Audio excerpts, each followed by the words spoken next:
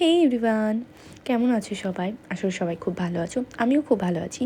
তো সকালবেলা ঘুম থেকে উঠে পুজো করে নিলাম, তারপর চলে এসেছিলাম রান্নাঘরে। তো আজকে তোমাদের সাথে একটা রেসিপি শেয়ার করব, শিম বাটা। তো সত্যি কথা বলতে শিম জিনিসটা আমারও ভালো লাগে না, আমার বরেরও ভালো লাগে না, আমার শাশুড়ি খায় খাওয়ার মধ্যে।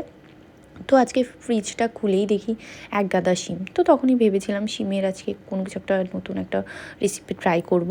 তো তাই ভাবলাম যে শিমটা বাটি সিদ্ধ করে নিলাম, আর এখানে আদা, পেঁয়াজ, রসুন, টমেটো কুচিয়ে নিলাম। তো কড়াইতে একটু কালো জিরে ফোড়ন দিয়ে একটু এগুলো লাল লাল করে ভেজে নিলাম।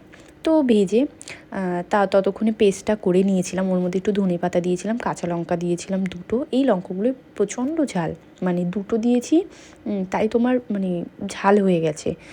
আর যদি আরও দুটো দিতাম তো আরও ঝাল হতো। তো ঝালটা একটু বুঝে শুনে দিও, একেবারে বেশি ঝাল হয়ে গেলে ভালো লাগবে না। তো তারপরে স্বাদ মতন লবণ দিয়ে দিলাম, হলুদ দিয়ে দিলাম। লঙ্কারগুলো চাইলে দিতেও পারো, নাও দিতে পারো, আমি দিইনি।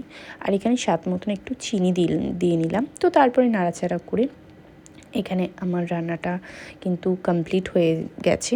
ডোটা দেখতেই পাচ্ছ কী সুন্দর হয়েছে। তো তারপরে দুপুরে লাঞ্চ নিয়ে বসে পড়েছিলাম। লাঞ্চে ছিল তোমার শিম বাটা। শিম বাটাটা ভালোই হয়েছিল, আমার বর তো খুব প্রশংসা করেছে। তো একটু কাঁচা লঙ্কা ডলে নিয়ে খাবে, হেভি লাগবে। একটু সর্ষে তেল ছড়িয়ে নেবে ওপর থেকে, আরও সুন্দর লাগবে। তো তারপরে মেনুতে ছিল পালং শাক, যেহেতু শীতকাল পালং শাকটা থাকবেই। আর ছিল মাছের ঝোল আলু বেগুন দিয়ে। তো গাইস, ব্লগটা এই পর্যন্তই। বাই।